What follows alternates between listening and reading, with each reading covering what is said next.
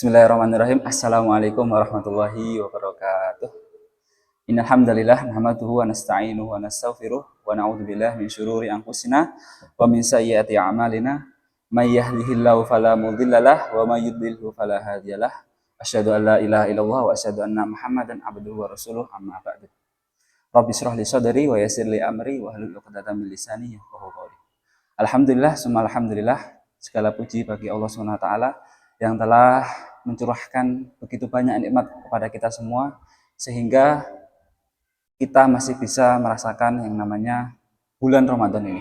Ini merupakan suatu nikmat yang sangat besar bagi kita semua, yang mana kita masih diberikan kesempatan untuk bisa melakukan amalan di bulan yang mulia ini. Yang kedua, salawat serta salam kita curahkan kepada baginda kita Nabi Muhammad Sallallahu Alaihi Wasallam yang telah berusaha sekuat tenaga beliau supaya kita ini bisa merasakan yang namanya agama Islam ini. Di sini saya akan menyampaikan sebuah kisah dari seorang raja pada zaman dahulu. Dikisahkan pada zaman dahulu ada seorang raja yang sangat dermawan. Rajanya yaitu yang bernama Raja Zulkarnain. Yang mana pada suatu hari seorang raja itu memerintahkan kepada pasukannya untuk menaklukkan sebuah kaum. Raja berpesan kepada pasukannya, "Wahai pasukanku, nanti malam kita akan melewati sebuah sungai.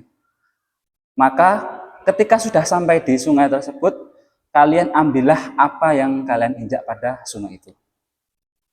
Terus berangkatlah pasukan itu dan tibalah pada malam hari. Ketika malam hari dan melewati sungai yang dimaksud oleh sang raja, pasukan tersebut terbagi menjadi 3 bagian atau terpecah menjadi 3 bagian. Pasukan pertama adalah pasukan yang mengabaikan perintah raja.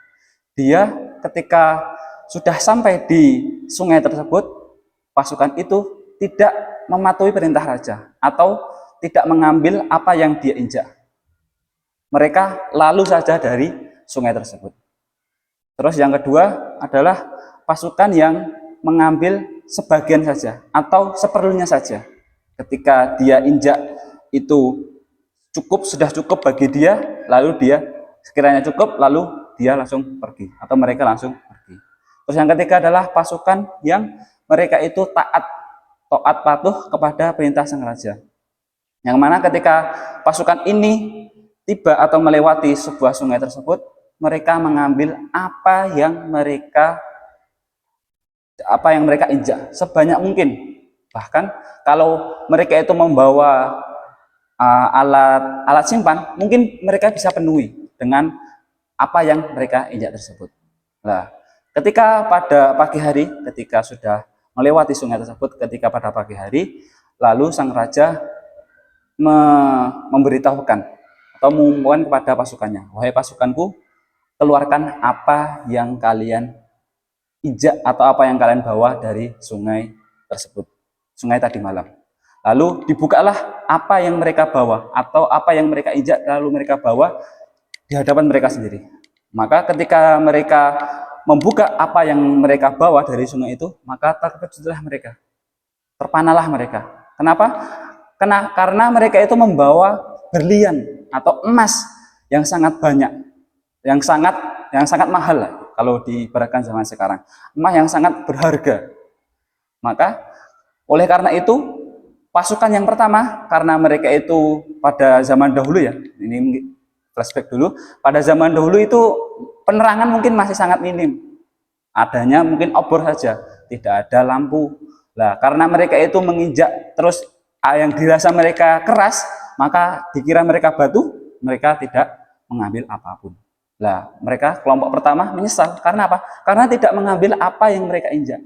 Kalau saja mereka itu tahu kalau yang diinjak itu adalah emas, mereka mungkin akan mengambil sebanyak mungkin. Terus yang kedua, kelompok kedua juga agak menyesal. Kenapa? Karena mereka tidak mengambil sebanyak kelompok ketiga. Mereka mengambil cuma secukupnya saja, seperlunya saja. Nah, kelompok ketiga ini adalah kelompok yang paling istimewa. Kenapa? Karena mereka itu sangat puas. Mereka itu paling banyak harta paling banyak bawaan mereka. Karena mereka itu mengambil banyak banget. Nah, di sini dari kisah ini ya, kita bisa mengambil pelajaran.